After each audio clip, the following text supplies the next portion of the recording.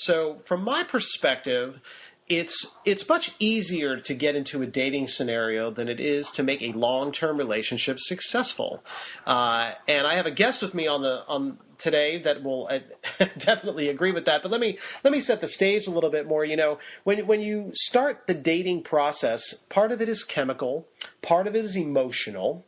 So you end up looking at someone in their best light who's offering you themselves as good as they can possibly portray themselves. And part of that is primal, where we're looking for a desirable mate who can perpetuate our bloodline and sire children that will become successful and survive, so to speak.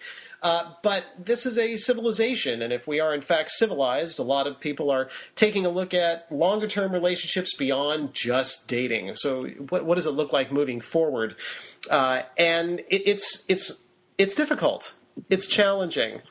Especially when you start getting children in the mix. Whoever they are on month number 4 is not who they're going to be on year number 4.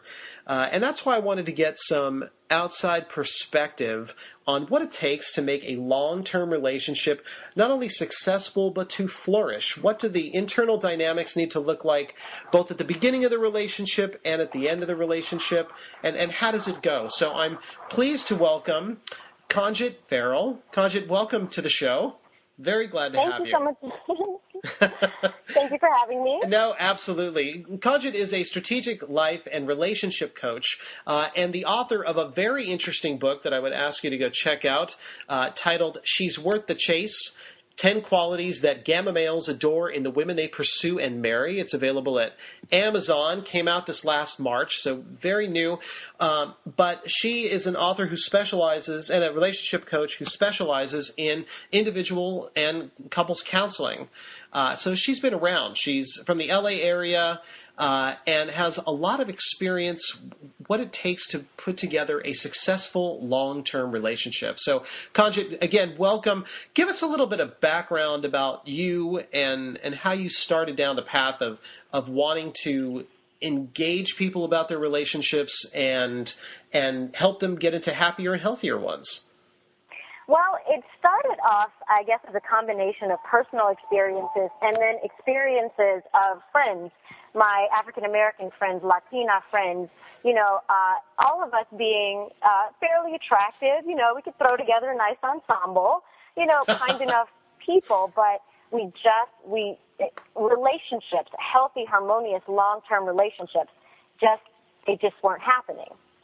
And so I thought to myself, this might be an individual thing. It might be something that each of us are doing, or it might be an indication of a larger social challenge. And I decided, I'm fascinated by this. I'm going to look into it. And that was my motivation for undergraduate and graduate research on relationships, dating, and mate selection.